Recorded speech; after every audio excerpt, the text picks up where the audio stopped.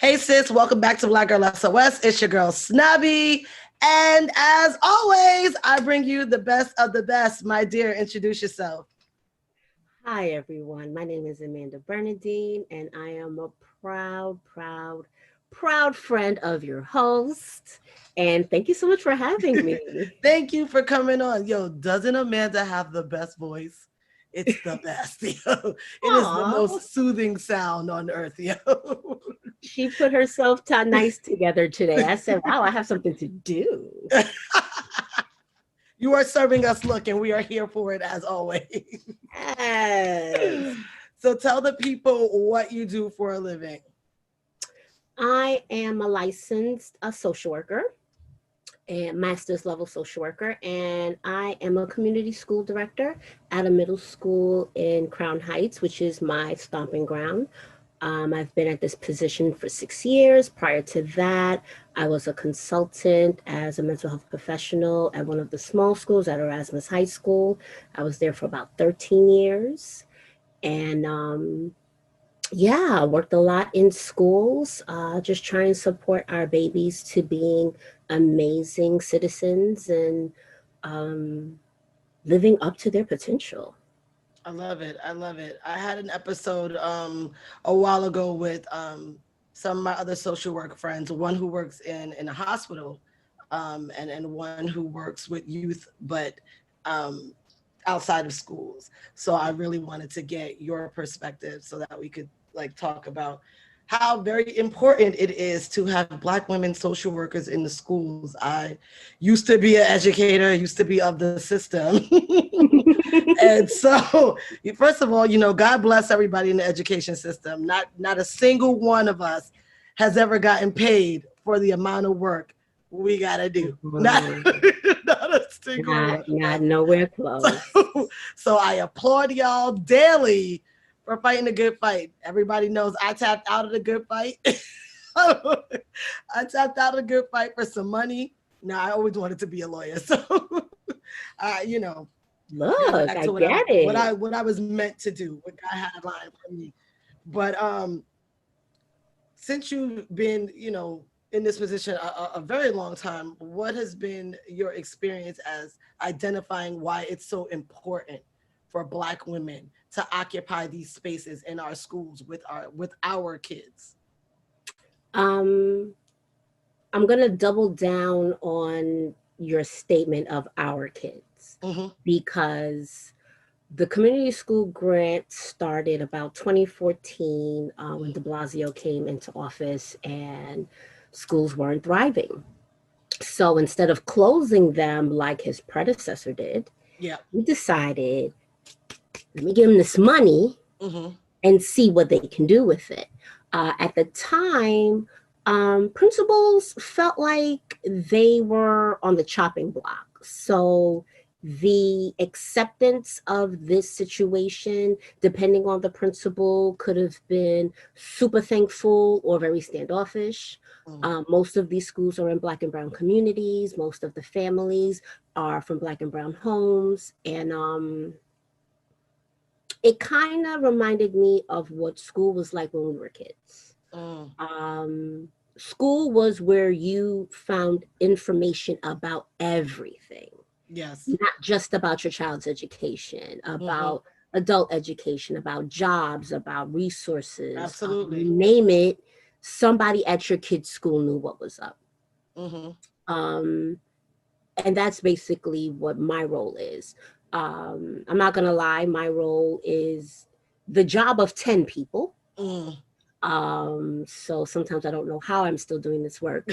So We're I grateful that basically, you are, though. We are grateful. okay, I basically try to bring in as many resources, subcontractors, outside agencies, local businesses into the school so that attendance is increased, academics are more well rounded and culturally competent so Yes, that I we love that. raise test scores and graduation rates. Not family engagement, the new word is family empowerment. I I can love that. I can engage you all day, but if I'm not giving you the tools for you to maximize your family situation, I'm a Yeah. waste of space and a waste of time. Mm-hmm. My mom, who is forever a diehard pioneer in our district, District 17, in Mm-hmm. regards to education, she'd be the first one to say, I's a taxpayer. I don't need a Yes, child in your school. mommy. I go walk up in here if I feel too. So I bring in her energy of, yes, come in. And what do you need? And Yes. I will try to bring that here for your child. Extended learning time. School doesn't stop at 2:20, 2:30, 3:30. No, we're That's going right. on until 6 o'clock. We're differentiating learning. So what you're learning in ELA can, be flowed into the book club, can be flowed into other things. Bringing it back to what it used to be. Our schools used to be so inclusive.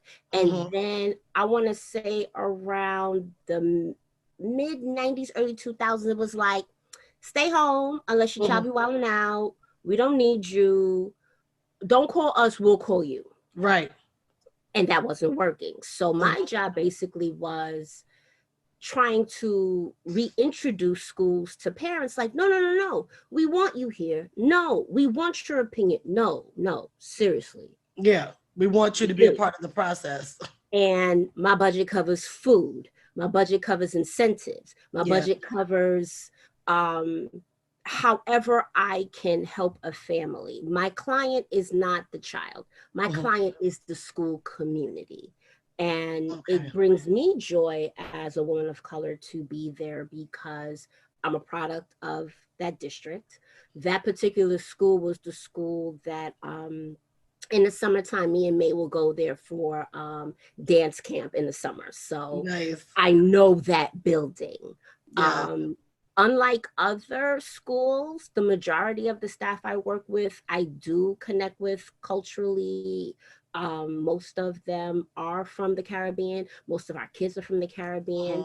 Mm-hmm. In comparison to Erasmus, where there were more Caucasian teachers, there were more teachers from other states Mm-hmm. than my current school, but that doesn't necessarily make it easy. Right. But I feel like it's important because it's one thing to tell a child, I know where you're coming from, I've been there. Yeah. It's another thing to say, nah, I know St. John's and Troy. You don't Right. want no parts of that.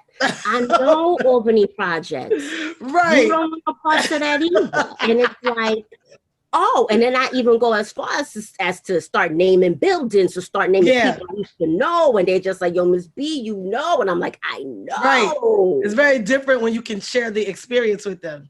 It's so different. And also with our parents, especially now with the pandemic, Crown Heights is one of the most rapidly gentrified communities in Mm-hmm. Brooklyn. And I got parents working 3 jobs trying to stay in a subpar apartment, That's a damn shame. and That's a damn shame. it is. And we are trying everything in our power to, support our families and support our children and to lift them up and to celebrate them. Last year sucked that we could not culminate Right. our children's achievements, and we really underestimate the importance of culminating ceremonies, these rites of passages that I'm gonna we tell you. had. I'm gonna tell you right now. We do not underestimate that shit. I grew up in the house of Sharon. Everything is a fucking production. We celebrated in Yes, every way. get into Everything is it. a production. So And we did our it best is to, a big loss. 2020 was a figure big out how to loss. make it fancy. Like my nephew graduated from the school I worked at last year, and we did up the backyard trying to, Yeah. give him love or whatever. My sister's kids from the school I used to work at. So the year I left, she started there. So Oh, they nice. kept they kept the Bernadine in the But I was about mix. to say they had a Bernadine there regardless. Okay, so we like did up our backyard for like her graduates and stuff. But this year, like my closing hope is to create dope memories I in the love it. midst of some shenanigans. I mean, it's a lot of shenanigans afoot. It's a lot. Oh, I forgot to tell the good people how I know your beautiful self. You mentioned May, and that's what made me realize that I forgot to tell everybody how I know you. So I know Amanda. Me and Amanda actually went to school in Buffalo at the same time. She went to Buff State. I Absolutely. went to UB. We seen each other in passing, but we didn't really know each other until we came home. And her best friend is now one of my dearest friends. And now we're stuck at the hip. You know, I love my Amanda. She is the most, literally, when I think of a Black luxurious woman, she is like top 3. Okay. And I love it. I tease her You about it all the flatter time, me. but it's out of love and admiration because I absolutely adore it. Okay. If you're looking to get your luxury life, Amanda's the girl. Okay. Amanda will get you together. You might think you live in Lux and then you meet Amanda and you be like, nah, I really ain't did shit, did I? Noted. We get you together. We get you all the way together. But actually, I didn't go to UB. I just was No, at I UB said you went to all state. the time. No, went I to went state, to right? Damon. Oh, I thought you went to state. I was at state because my cousin went there. My cousin followed me. That's all this time I thought you went to Buff State. No. That's I crazy. would be at Buff State like every other weekend to hang I out used with to be at Buff her. State all the time. That's where I saw you at. Yeah, But everybody like thought if I there went was to an Buff State event, too. Mad if people I was thought I an went to event, state I'd also. be out there. I had a lot of friends in North Campus. Like people would be like, "So what? You go here?" And I'm like, "Nah, I just knew you didn't go to prefer it here UB. than Amherst." No, I knew you didn't go to UB. That's my school. I know who's registered. I got the Bursar's office on lock. I knew who was registered at that Okay. bitch. Because I used to air a lot of people out who used to be like, oh, I go to UB. Bitch, you go to ECC. Knock it the fuck off. You're not even Get at a into 4-year. it. Calm that shit down. Run that shit the fuck back. But I always thought you went to Buff State because that's where I always saw you. But again, that's why people thought I went to Buff State because I was always at that bitch. Also. Okay. It's because Buff State was like, listen, my Buff State people, I know y'all about to be offended, and I don't give a fuck because I say it to y'all face all the time. Buff State was the projects, bro. Like, you go there to hang out, have a good time. Motherfuckers is throwing shit out the window. We breaking in the building, stealing shit. It was the hood. It's where you go for a good time. It needs to be said. But then I need to take my posh ass back to Amherst at the University at Buffalo. Where I I just loved watching us be us because the school I went to, I got there in 96. Maybe 12 Black people. Yeah, Damon was a little light on the Black. Maybe. A little light. Very, very. It wasn't until like my tail end that I was like, okay, yeah. I did my job. I feel like even Canisius had more Black people than Damon. They did. Facts, they did. Shout out Canisius. Y'all have more. Yeah. Shout out to the whole Rev Buff conglomerate. I love us all. UB, Buff State, Damon, Canisius, DUville. Yes, even DUville. Even DUville. I'm like, y'all get a little shout out. ECC, I'm not shouting you niggas out. I'm sorry. Everybody done took a class there, here and there. You know. I'm not fucking with y'all. But to get back to what you do and your amazing job.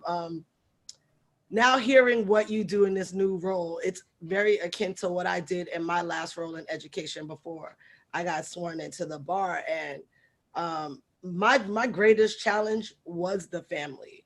I too was in a role that my sole focus was getting my kids into school and getting their families on board as part of the support to get them over the hurdle, because a lot of my kids had been left back. I had a kid who was about to age out. That's how many times he had been left back. And I just had a lot of kids that weren't doing very well. I think we had 3 schools in my building, and I had students from 2 of them. And one school, it was easy breezy. Just just everything was easy. The kids were easy. They were on top of their schoolwork. They were invested. Their parents were invested. And then there was the main school. And I mean, every challenge you could think of, I kept encountering it. I had a budget for food. I had a budget to do all the extra things. I had a budget to pay for like their SAT prep. I bought in Kaplan. For parent teacher night, I would like buy dinner so that, you know, if you got to bring your kids, you're coming straight from work, it's late, that there's food here. I set up a play area. You got extra, you know, you have other kids, you can't leave home, it's fine. They have a place that's safe. When I tell you I couldn't get my parents to come at all, I had parents that were in walking distance asking me to give them Metro cards. You live across the street, sis. Knock it the fuck off. I knock on your fucking door. Stop playing with me all the fucking time. Okay, play with your mama, don't play with me. And that shit was just like, it was disheartening as fuck. Like it was obvious why the kids were struggling, right? I can't be like the kid can't feel like you're not invested, right? It was to the point where the kids were more concerned with what I thought of their grades than their parents, which says to me that your parent is not invested. Because for me in school, I was shook the fuck to go home with anything less than 80 to talk to Sharon. No, I'm not talking to Sharon about nothing. Sis, I need extra credit today. I'm not going home.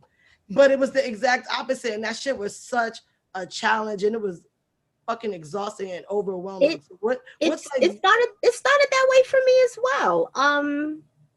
The thing is, I knew that it wasn't me, it wasn't what I was presenting.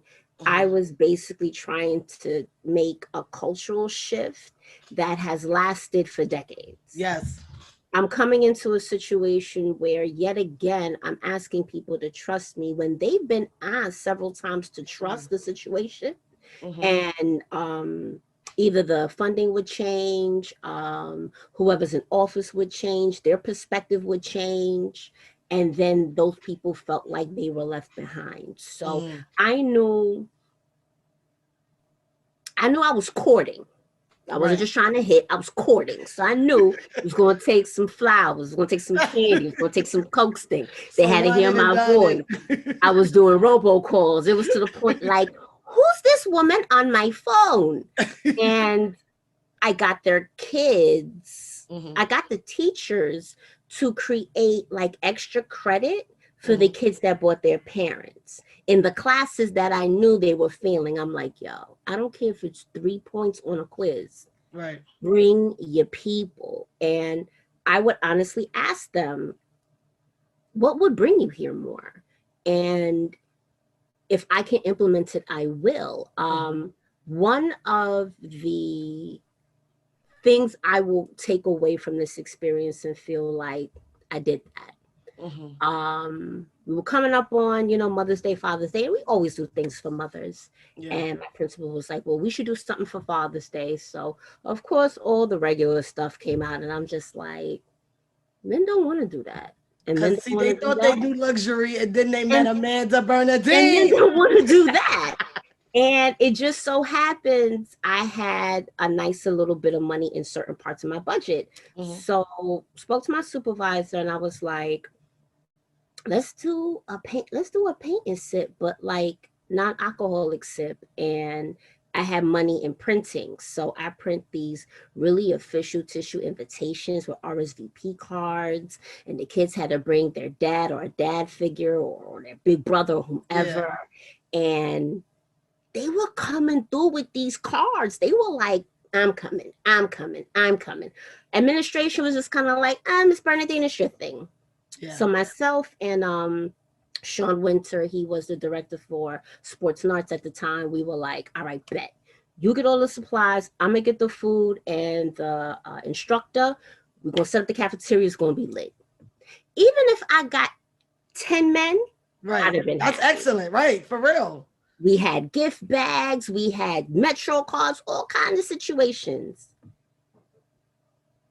We had about 60 men. That is awesome. Yo, do With you their know what I would children. have Like I had paid? to go in the whole way and bust a tear, like, oh gosh. No, that is so dope. And they had such fun. Oh And my man, that's principal dope. ran downstairs and was like, I've never seen so many men here Right? in my 10, 15 years being in Oh this my building. God. And I'm like, we can't keep doing the same old thing. Correct. We Correct. need to do something that is interactive. They can bond. They're Mhm. doing it together with their child. Yeah. The facilitator, he's a father of 3, and he was like, he works for the DOE. This was his side hustle. Great artist, and he was Yeah. like, "Nah, I would love to do this." And That's awesome. we had a great time. And I'm like, yo, even if this flop next year, like, and the You got the fathers win. would have, That's they a approached beautiful me and they win. were like, thank you, like this was fun. So this Yeah. has been like an ongoing event at my school, and it was literally like a whim. It was like, That is a let's see that is what a win. happens. that Yeah, that is a win. I'm That's really proud of beautiful. it. I love that. I mean, I agree. There's a lot to be said for trying to shift the culture. And I think in my situation, because I knew I was on borrowed time, Yeah. right? That was a job one that I didn't want at all, right? I had this job before I went to grad school. This was a job I did fresh out of Buffalo, out of undergrad. Okay. And at this point, I was just waiting to take the bar exam again. And the person who used to be the director and was working in the spot, she had stolen money. And so she'd been fired for embezzling. And this program is funded by DYCD. So it's a municipal budget. And you know, Okay. shit hit the fan. And they don't play with their coin. Correct. So shit hit the fan. And so the people in leadership, they, you know, because I had worked this program before, I'd run a similar program for them before, and they knew I was back in town waiting to take the bar. They were like, can you just come and take over this program, finish out the year for us? We know we can trust you. We know that you're going to get like at least some of these kids over the threshold, which grateful I was able to do. But I knew I was working on borrowed time. I knew I didn't have time to court them, which I think is a really good point you brought up. People do start to feel like, yo, every time I trust y'all fuck me over. Exactly. And you and my and that child. trickles down to the kids. Absolutely. Because a good amount of our parents are from the neighborhood, went to school in the neighborhood. This particular campus has 2 charter schools, one on the 2nd floor, one on the 4th floor. We are the only DOE school, and our superintendent is in our building. Wow. So I know that they felt like, is this real? Is this good? Is this just, another pipe dream? And I won't lie. I would say like my first 4 years was like, am I even gaining any traction? And in our profession, when they started talking about data, and I'm not a math person, my math brain never woke up. Data is not my thing. It would literally get me down. But this job made me understand how data can drive how you're spending funds, how you're allocating funds, and also back up what you're doing. Yes. My particular school was a thriving school. The school that got the grant was one of the smaller schools that were closing. So my principal consolidated. And, her school she was like, my school is fine. I don't need a little program. And then once they consolidated, those numbers started to look a little funny. Yeah, listen, those numbers will look real shaky in the light, baby. Real shaky in the light. I don't know. And I want to say by like year 4, I was able to like put together this very complicated but cute line graph. And I was just like, where we started, where we're at. Right. Where we started, how it's going. Okay. We're good. We're up here. Right. Even now during the pandemic in our district, we're still at 92. What? With children at home in bed, 92? And that comes from calling incessantly every day. Yeah. Hey, hi, it's me. You all Yeah. right? You had breakfast? You woke up? Is it your device? It really is You want to switch that out? people who've never worked in the education system really don't have a grasp on the amount of extra fucking work that goes into being successful Absolutely. in education, because being Absolutely. successful in education is completely solely based on how your kids succeed and thrive, in my opinion. Absolutely. If my kids are fucking failing, then I'm fucking failing, because that's my job to make sure that they don't fucking fail. So if that means that I got to be here early in the morning to help somebody, I got to be here after school to help somebody, I got to design these extra packets to give them extra work, like all this extra shit that does not get accounted for. And my God, for teachers that are like trying to get tenure, that got asshole principals, I send y'all extra love because I've seen it with my own two eyes. Baby, I almost laid hands on the last principal I was with. Listen, Linda. This almost caught the pause. But and that's Listen. another great thing that you brought up, that you had your teachers buy-in. Like your teachers were all in, like, okay, yeah, we will come up with some extra credit, whatever. Like they were trying to work with you. That is one thing that I lacked completely. I did not But don't have get it teacher twisted. support. That was courting too. That was bribery too. But I didn't have any of it. I had complete resentment. I had I have some colleagues that are the going lead through that. the lead teacher, the lead teacher, you know, little, think she head of the little clique teacher, older black woman. I don't like them. I don't like that shit at all. And you know I how I don't feel like about them black at women all. sabotaging other black women. That shit is a fucking trigger. She was an older black woman. She took issue with me from the day she met me. She had a whole entire issue with me. I mean, I barely had said hello before she had an issue with me. And what she learned very quickly is how much you you don't ain't give gonna a talk fuck. to me any kind of fucking way. I don't give a fuck how you talk to Miss Talk Amy to me and Miss nice. Patricia. You will talk to Miss Lessington, bitch, use my last name the right fucking way, or I'll set this fucking shit off. And she learned that shit real fucking fast. She came to my office like, you know, I don't appreciate, you know, you going over the kids' assignments that I give them. I said, why? I'm here to give them additional help. Do you want them to keep giving you bad work, or do you want them to give you better work? If you're giving them failing grades, it's because the work isn't good. If I'm here to be additional support, bitch, I'm supporting you. Where is the fucking breakdown?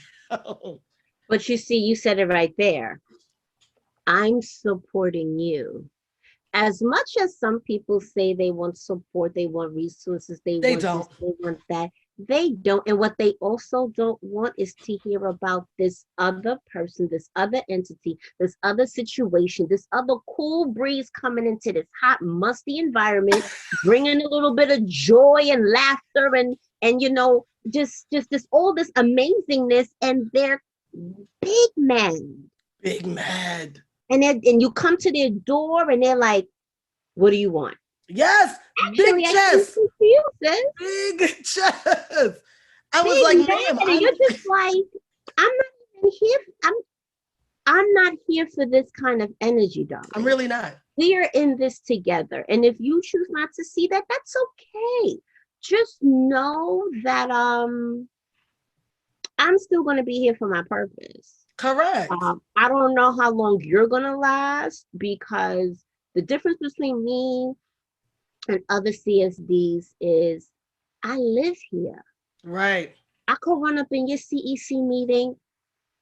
I live Right. in district next. I'm right on the block. I'm right on the My block. nephew went to school there. I'm on his blue card. I'm a parent next. So how do you want to do this? Do you want to do this as two colleagues? Do you want to do this as parent to teacher? Do you want to do this as community advocate to DOE staff? However you want to play. We can do this however you choose. All day. Yeah. But that's why I love that you're in the role that you're in, because that was one of the issues I dealt with. Our principal was a white woman from Connecticut. None of our teachers were from the neighborhood. I technically wasn't from the neighborhood. I was from 4 train stops away, but the hood is the hood, bitch. I'm 4 train stops away. I'm not from the Upper East Side. I'm just from 4 train stops going further into the Bronx. Y'all niggas is closer to Manhattan than I am, actually. So Okay. you know what I'm saying? And when I got there, it's very easy for me to relate to kids. I have a very jovial personality. You know that because you know me personally. Yes. But you know how we are. You know how we talk to kids, and you know how we dress. Kids take to us very, very easy. If it ain't sneakers or sports or something, they take to us very easy. And the kids took to me immediately. Because you don't judge. Immediate. I don't, but also because I was calling them out on their shit. I wasn't.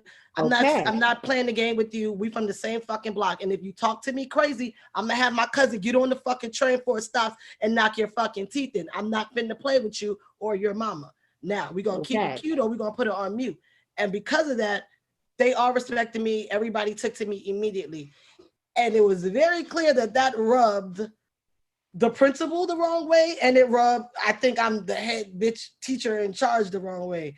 And I was like, here's where y'all are dropping the ball. One, Miss Ma'am, white lady from Connecticut, and this is not a slap at white educators in general, because I know phenomenal white educators. I had some phenomenal white educators in my primary education, but this bitch in particular, she didn't give a fuck about these kids. She didn't get dressed when she came to work. She would wear see-through leggings and short shirts. Yo, the amount of times that I had to be scooping the boys up out the hallway, like, exactly. The amount of times I had to be scooping the boy up out the hallway because he's staring at her ass. Ma'am, you let me know what you think of our kids when you come to work dressed like that. You're the fucking principal. You set the fucking tone. So you can't tell these little girls, oh, well, you're not meeting dress code, bitch. You don't meet dress code. The fuck are you talking about? And it was shit like that I would be calling out all the fucking time. Like, that shit is not acceptable and is not okay. That's why I'm really, really glad that your school has someone like you in that position, because very often we just have too many people with authority that don't give a fuck. I totally agree with you. And as for white educators, I want to shout out my previous principal, Marie Pendergrass. This woman, during a meeting with a parent and her child who was in, I think, in the 11th grade at the time, parents was upset. There was a lot. It was really hot in the conference room. Mm-hmm. So she pulled me to the side and she was like, "Okay, this is what we're gonna do. Good cop, bad cop. You're the good cop. Advocate for the kid. I'm gonna be an asshole. We're on the same team. At the end of the day, the teacher was wrong, but Yeah. you know what it is." And I was like, "All right, great team. Went in the We got a room. plan. We got a plan." I did what I needed to do. She did what she needed to do. And I remember asking her, like, what made you feel comfortable in even sharing with me that though you have to kind of find yourself through the murkiness of bureaucracy, you really wanted this young person to be advocated for? And what made you feel like I could do that? And she was like, "Amanda, I can't do what you do. I don't have the personality and the inner workings to connect like you do. And I'm not a Black woman. Come on, man. And I It's the am self-awareness for me. fully aware of that in my place and space as a school leader of Black and brown children. And even though sometimes I can kind of be a little, because she was a very reactive woman, Yeah. sometimes I used to be like, "Hey now." Real that shit But it. okay, like sometimes, like I would be like, "You, bathroom, we need to talk." And she'll be like, "All right, I got it." But like I fucks with her Yeah. because when I started working at her school, I was like 23 years old. I wasn't that far from the kids' age. A couple of times I couldn't get to work on time because they wanted me to go through scanning. I was like, "What part of I'm an adult you don't get?" And she respected the work that I did. And to this day, she really has tried her best to be cognizant of her limitations, but then give that leverage to her staff of color to Yes, do I love that that. work. And the amount of alumni from that school that now are now teachers there, That says a I'm lot. good. I can retire. that I can that retire. that says a You're lot though. welcome. That's a compliment. That is such a Yeah. that's the greatest compliment. That is I'm the gonna greatest come work. I'm compliment. gonna go be a science teacher at my high school. That's a Come compliment. on. Yeah, because Come I'm not going back to Bertram to teach shit. I'm not gonna hold y'all. I love y'all, Bertram. Y'all my heart. You know what I'm saying? But TT ain't coming back, baby. It's if I come back, it's just to buy a building to put my name on that shit. Okay. Put a little bench out front. That's it. Might give y'all another gym or some shit. You know what I'm saying? Throw my last name in that motherfucker. Yeah, that's about it. That's the extent of what I have to offer. So I would be remiss to not talk about Saniyya because we both went to school in Buffalo. Granted, Yes, ma'am. I now know you did not go to Buff State. But know the areas, know the places. But we Which both is went to why school. this is so. We have a shared live experience because we went to school in Buff at the same exact time. Mhm. We are very aware, more aware than most, on how very white Buffalo is, how very racist Buffalo is, and how small the Black collegiate community is in Buffalo. Absolutely. And Absolutely. I say all that for those of you who are listening and or watching because you need to understand Saniyya going missing really doesn't sit well with a lot of Buffalo alum. Like I've spoken to a lot of us that have graduated out of Buff, and it don't sit well with none of us because no one can reconcile how a Black girl who is in engineering, is an RA, or they said she was an RA, how she could occupy these kind of social spaces as a Black collegiate in Buffalo and go missing. Because that shit just doesn't happen with us. It just doesn't fucking happen. Somebody is, first of all, everyone's in your fucking business. Like, we are the nosiest sect of people, and everybody's in everybody's business. And I mean, it is nearly impossible for you to just be gone and nobody to know nothing. It Like the shit baffles the mind. it baffles me because this slight petite young lady leaves her campus in the middle of the night, and allegedly the only people she's had conversations with are two people in New York City. Nobody from her campus, Like, nobody from the local area. She took 2 buses. that's a lot. And mind you, this girl is from the Bronx. You What gotta is make it? the math about Bronx women. This chick is from the Bronx. Y'all gotta tell me something good. Because you can't convince me that she's walking around with this air of naivete now that she's in college, thinking that she doesn't have to be on her P's and Q's, that she's in a safe environment. That's just not how we fucking function. And the fact that and again, I'm like, wait a minute, she's a sophomore. She's not a freshman. She's Right. been through So freshman she's been there. orientation. She's She's been been there. there for a minute. She survived the whole year there. She knows the landscape. She knows the lay of the land. Right.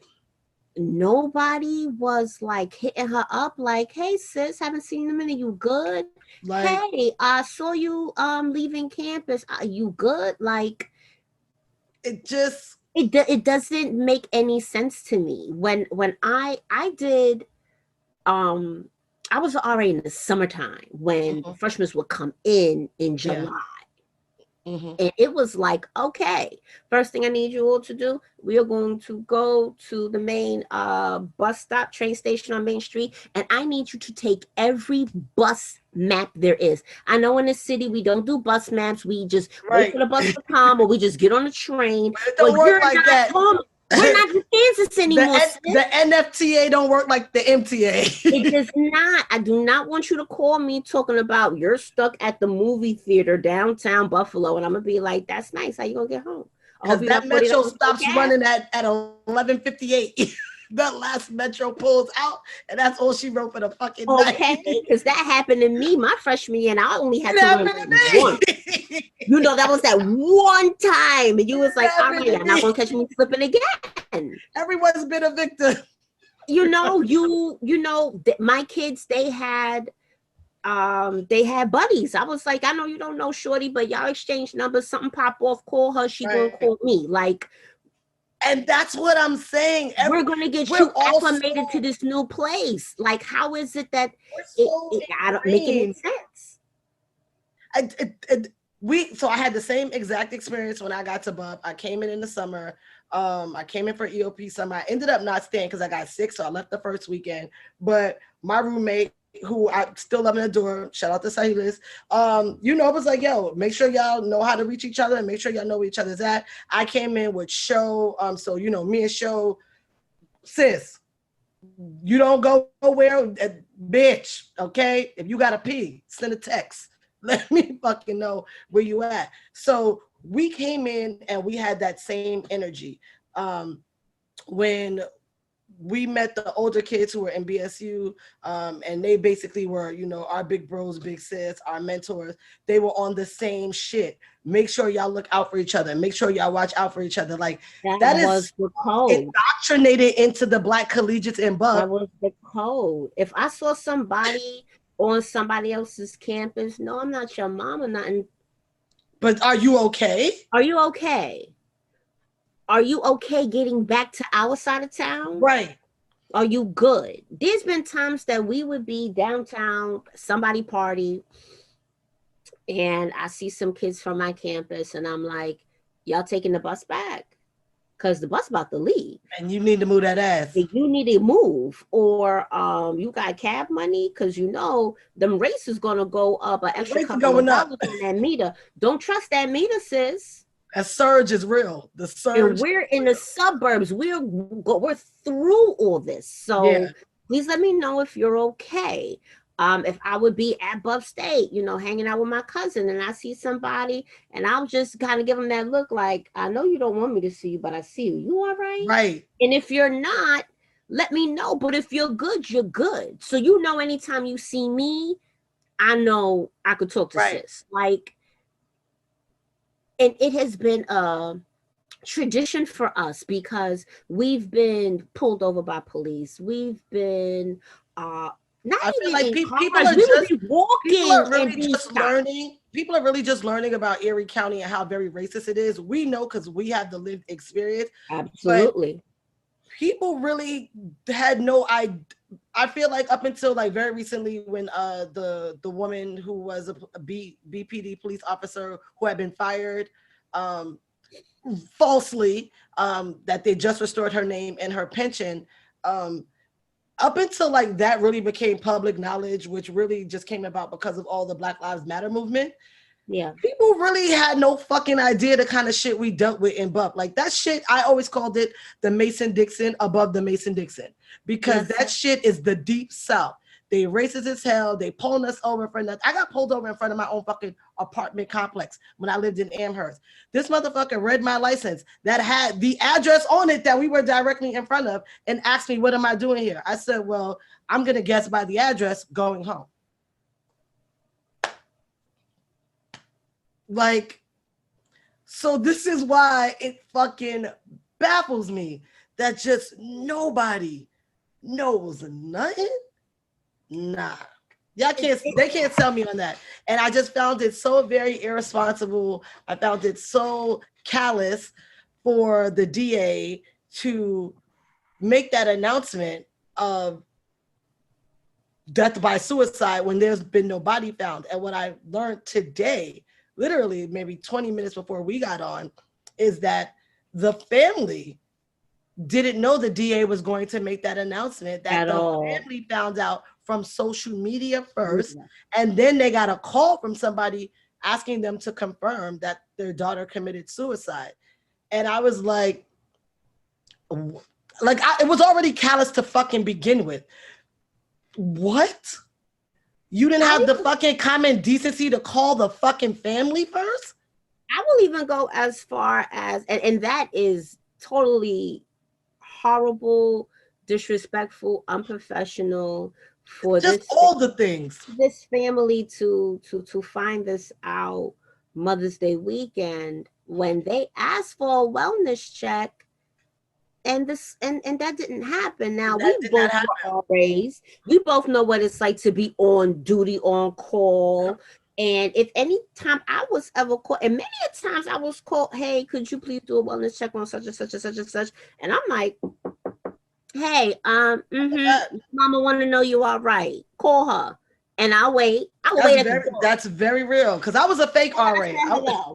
No, you ain't telling no lies though. I was a fake RA. I was never a real RA, right? Because I didn't want that level of responsibility. But I like to sit at the desk and you know what I'm saying, make niggas answer me when they trying to get in and out the building. I like the authority, but I ain't want the responsibility. I was clear about that though, right? Who you here to see? I was clear about that. So when my friends who were RAs would be on duty, I would just work the desk with them. So if they needed to go to a wellness check, I would man the RA desk. Now I'm on duty. But to your point, yes, these things really happen. Like parents really do call schools like, yo, I ain't heard from my kid in a couple of days. Knock on that fucking door for me. Knock on that door. Where's my child? So the fact that they called for a wellness check and didn't get it, that's problematic. Absolutely. That's and again, problematic. I can't get to you in a half hour. Exactly, because these people are in the city. To you. Fucking Buffalo. I need to know you're okay. I need to know that the place that I am investing in your, not just in your future, but in your safety. Absolutely.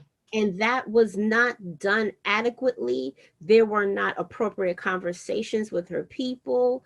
The fact that the bullshit facts, the non-water resistant facts that this DA had to come to the conclusion he came to. And as you know about me, you know, I'm a very avid oxygen watcher, you know, and I was just like, I'm stealing non-water resistant facts. You need to know that's stubborn. I'm stealing that.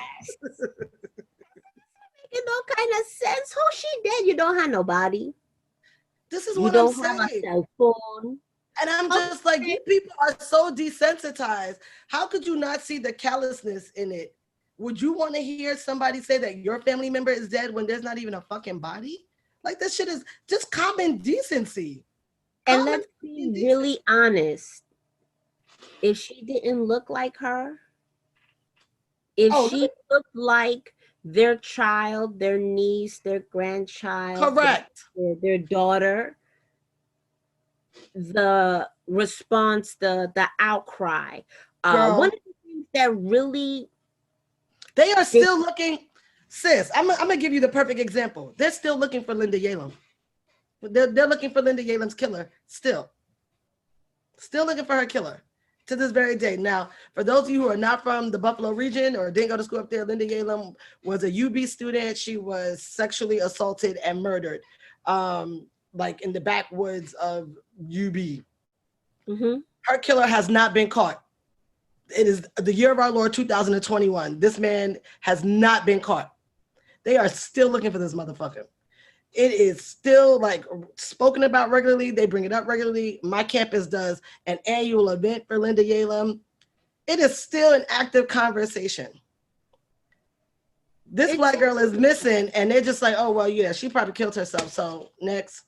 What really pissed me off, like in the deepest parts of my soul, was a comment that the president of the school made, basically saying, you know, our hearts and our prayers go out to the family, and she will always be a part of the Buff State family. Huh? How about every organization on a children and that's what the fuck I said, sis. Comfortable shoes, and let's go find the child. Thank you, sis. This is the conversation. Whoever walk in. We looking for she. We know what direction she went. This is the exact conversation. I'm sorry, because we fucking know. If this had happened while we were in Buff, There's not one Black student organization that wouldn't have been fucking foot to the ground looking for that person. It would have been everybody's Black student union, everybody's on top of that, everybody. On top of that, every Grenadian from Canada, Toronto, Ontario, Brooklyn, and Grenada coming to find me. They're coming to find me. My mother go find me. And that's what I'm saying. Like I was talking, me and Sho were talking about it when it first happened. And we were just like, yo, this shit is like the shit feel too quiet.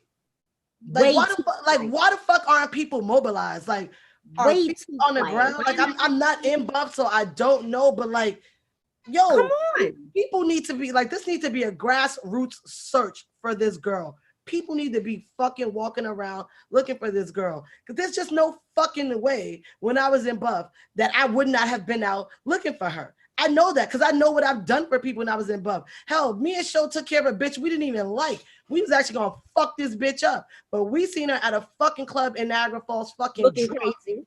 Completely drunk, like damn near like wait, was it Pharaoh's?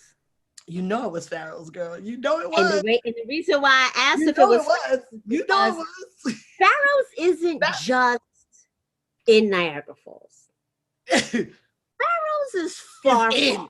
No, that shit is in. Clifton Hills is closer than Pharaoh's. Pharaoh's like, is in. Pharaoh's, you have a plan there and back. And back, correct. You don't just go to Pharaoh's. That is not a place you just go to. That is not a place you just pull up to. Pharaoh's, you absolutely need an ingress and egress plan for fucking sure. Absolutely. Somebody has to be the sober driver. Somebody has to be. Correct.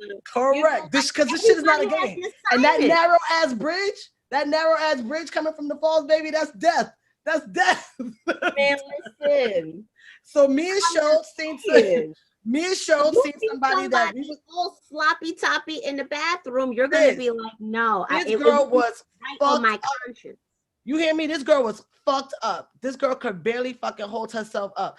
And this somebody me and Sho wanted to lay hands on. Like when I tell you we ain't like this girl, words had been exchanged. The motherfucker offered to catch these hands had already been given more than once. Sis already knew what it was. Okay. This girl pissy fucking drunk, and her people were like, all right, well, whatever. She shouldn't have got that drunk. When I tell you, me and Sho took care of that girl and made sure that girl got home, and we didn't even fucking like this girl. Absolutely. This is why this shit does not fucking sit well with me. Because there is just no fucking version of my Buffalo experience where we're just gonna let you fucking die. Yo, I've been to Carabana. You know we've been there. And seen folks done. And I'm like, where you staying? Where's your people? Like, I don't care if I gotta throw you in the back of this Damon van. Right. Take you back on your campus, even though you're probably not even staying on campus. I don't care. I would rather you be someplace familiar than you be out here in a whole other country by yourself. And as women, you know, we know how vulnerable we can be under certain circumstances. You see this young lady get on not one but two buses to go to Niagara Falls, get off on her own. Nobody stopped her. No bus driver. And don't get me wrong. Shout outs to all metro drivers all over the world. I have ran into some pretty awesome dope bus drivers in Buffalo. Yeah. And at that time of night, you're going into 12:30, almost 1 o'clock. Hey, sweetheart. Correct. Because it's the last bus. It's the last bus at that time of night. It's the last bus at that time. She literally got on the last bus going in that direction, meaning no bus. The bus that was coming back. There is no bus coming back. Exactly. So the question would be, are you okay? And you're just going into the park. No. This shit no park ranger, no local officer, like just no one. Make the math. I want to ask you this though, as a social worker in the education setting, what kind of support should Buff State have in place for the friends, the students, the people that are her parallel, that are also sitting in their dorm room having this same conversation. Like, I don't understand this. This doesn't make sense to me. I can't fucking function, because I wouldn't be like, I don't even know how you're functioning with classwork and trying to reconcile this shit at 18, at 19. Your friends, they're calling your friend dead by suicide with no body, you know, and all the sorts. What kind of support system should Buff State be like looking to have in place for these kids? And I say this from a place of unfortunately having to bury a few of my kids. Now that breaks my fucking heart. And children hearing that news at school and not knowing what to do with the emotions in their body. So the first thing I feel that any community should do is to first create a safe space. People think that a safe space is a place where you cannot physically hurt yourself. A safe space is where a person can feel whatever emotions they are feeling and Right. they know they're okay. Yes. If you're a social worker and you do not have tissues on hand, you are a detriment to the field. Right. I'm like, that's the tool of the trade. All different types of tissue, you name it, hypoallergenic, recyclable, whatever. We have the tissues. Right. Allow them to speak with one another, allow them to commiserate, allow them to have dialogue with one another. I feel like the school should be, and I know now the parents and some other organizations are doing searches for her. And grief has stages to it. Absolutely. There will need to be a preparation for them emotionally to prepare for whatever the outcome may be, because she's been gone for a couple of weeks. How do you keep her memory alive? How do you honor her? How do you find ways through your grief? Or right now you're in limbo emotionally because you don't know what's happening. Keep talking. Don't bottle it up. Don't keep it inside. Don't stay in your dorm room. Don't isolate yourself, because this is happening within our community. And if there's nothing that we haven't done as children of color, regardless of if you're a man or a woman, we connect with one another when we're not home. We find home. Yes. Yes. So the school needs to create a safe space so these young people can continue to find home with each other and give one another comfort. Yes. Who got the rice pie? Who gonna make this pizza? Yes. Who gonna go get some bust up shot of some roti skin? That was my favorite thing about college. We gonna go to the butcher and get some oxtail. Like, how are we gonna create this place and space with one another to hold each other up? Because regardless of how this may pan out, we're being traumatized. This is a traumatic experience. And one of the things that we've learned to do as people of color, and we're really great at it, push down our trauma. Because all we know to do is to keep moving forward. Keep moving. I'll deal with this later. Keep moving forward. I'll deal with this later. Keep moving forward. I'm fine. And then we stop for a second. Trauma. We have generational trauma. And this is a traumatic experience, and it has to be respected, and these young people need to be held, and they need to know that they need to band with one another and really re-solidify the culture that we had back in our day. Yes. Leave no man behind. That's a fact. I don't care if I like you or not. I know you or not. You look like me, sweetie. Damn right. Damn right. Damn right. Damn right. There's been more than enough times where my route, my exit plan had to be changed because I'm not fucking leaving you like this. I'm just not doing it. I wouldn't even be able to go to sleep at night. No fucking way. Exactly. I'm gonna be at breakfast the next day. I can't enjoy my bacon because hello. And I don't like my bacon disrupted. Okay. So I'm sitting here wondering, did Shorty get home? Like, I'm not doing that. And we were in a place and spaces, we became upperclassmen of knowing so many people that it was nothing if your original driver couldn't take you. It was nothing to be like, yo, Pop, right. I need to get back to dating. Correct. No problem, sis. I got you. Yo, Prince. I've definitely dropped people off at 1,000,001 campuses. My saying always used to be, I'm not explaining nothing to your mother. I'm not explaining nothing to your mother. I'm taking you to fuck home. I'm come hella high water. I'm getting you to fuck home because I'm not explaining to your mother what happened, why you missing, why you hurt, why you harmed. No, because y'all wouldn't be able to explain nothing to Sharon. And hopefully you'll pay it forward when it's your time. When we're gone and we're living our lives, right? You'll look back at that time and be like, yo, I remember, I was linked and such helped me out. You know what? And trust and believe, I've definitely had my fair share of help also. Yeah. Be clear. I have definitely been helped more than once. I'm grateful, and I've definitely done my fair share of helping. And this is why this sits so unsettled with me.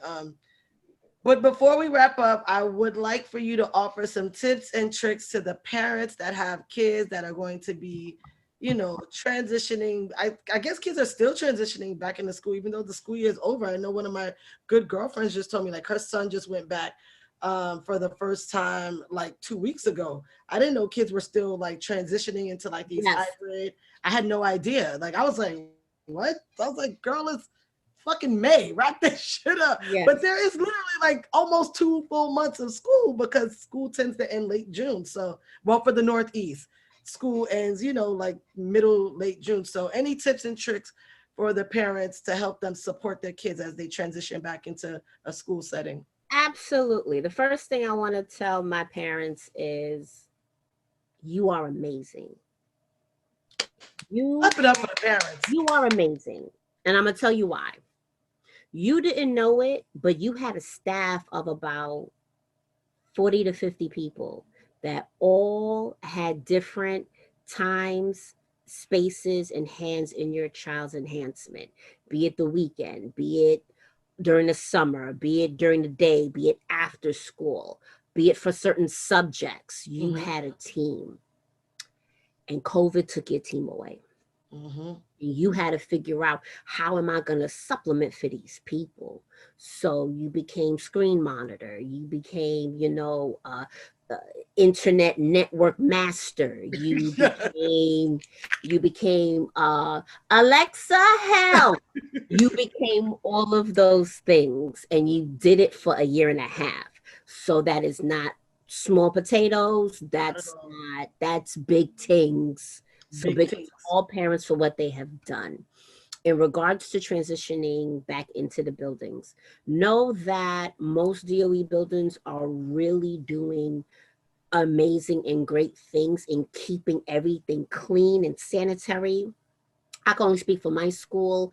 Our daily processes in making sure social distancing is happening with our children is very, very, I would say it's almost to Army precision. I love that. It's like, nope, you're there, wait and go and come, stop, and all that. PPE is in full effect. We had hand sanitizer, masks for days.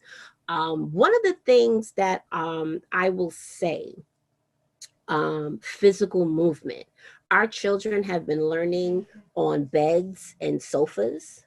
Yeah. My nephew's first day back in the building, and my nephew's 14, but he's about 6'4". Oh, he's a giant. Shoe, yes. Well, y'all tall. And he's tall. And he came home and he said, Auntie, I hurt. I said, what happened? You went on the, I was like, you went on the court and played. He was like, no, I was sitting down in a chair. I said, yeah, they have a lot of those in school. He was like, I haven't sat in a chair with my feet flat on the floor at this size ever. You know what? That's a great point. That I never even thought about the fact that you know how much these kids have probably grown in a year and a half. Kids shoot up in a year and a half. His clothes fit like this summer. Yo, Like I'm mind gonna have to blown. twirl on a couple of poles to get some coins for him because his sneaker game is on some like I have to order it. He's a 15 and a half. Are you fucking kidding me? Yeah, so that whole luxury, yeah, like he's trying to figure it out, but their bodies are not accustomed to being in the building. I totally didn't even account for that. So we stretch, we stretch, we do a little bit of yoga, rub him down with some Tiger Balm the first couple of days, and then he kind of got accustomed to it. But physical fatigue, socialism being, I think one of the biggest challenges we're going to have in September is working on resocialization with our children. But I must say, when they're with one another and they don't necessarily have to look at the screens or look at a teacher, they naturally want to talk and socialize with one another. Have conversations with your school leaders about what next year looks like. Some of our kids are thriving at home, like they are killing it at home, but a great amount of our kids are not. Like my kid said, he's like, Auntie, this ain't for me. Like I need that in-person help and support. And that's why we transferred him to the school that my sister works at, because we know they ain't gonna play no games with him. Right. This summer, do something fun. Have conversations with your young people about how they feel about going into the building. Create a plan. Don't go into it blindly. The thought process of, oh, he in school, he fine, he's there. No. Yeah. Really have intentional conversations with your school leaders, your teachers, and whoever is interacting with your young person to make sure that you start having those conversations with your young person during the summer so they can be comfortable in reacclimating themselves.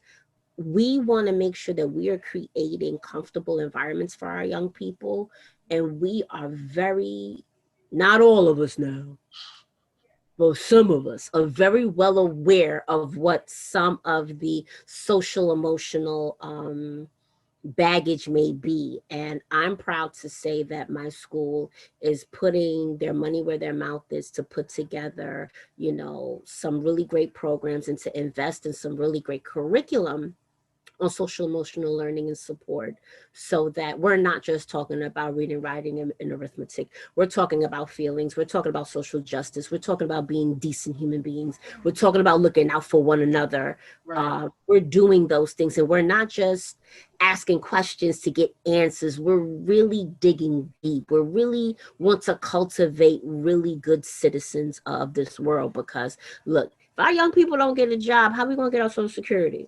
Cause shit is looking skimp, baby. It's looking skimp, and we aging. So I need these motherfuckers at work. Amanda, thank you so much for having me. This was so much fun. It was amazing. You are so insightful. You gave really, really good tips. Anyone who is listening and or watching, I hope that Amanda's tips help you. Get ready to get your young person acclimated to go back to school. I will have Amanda's information in the description box. You know, you should follow her for all things luxury. I'm telling you, this is a thing, okay? I'm telling you. Now, if you want her for professional expertise, I don't know how that works. Sis is expensive. I'm telling you, I don't know if it's in your budget, baby. If it is, you know what I'm saying? Holla at her for some consultant work. If it ain't, just hit rewind on this podcast and get your little pen and paper out. Take all the notes that you need. I appreciate y'all for rocking with me. Amanda, I thank you again for coming on. Thank you so much, my love. Absolutely. If you guys have not caught your Black Girl SOS shirt, like what are you waiting on? www.brandsnobby.com. Get to it. You know, I got the Juneteenth drop coming really soon. So look out for that. And until next time, my good people, mwah, y'all have a good one.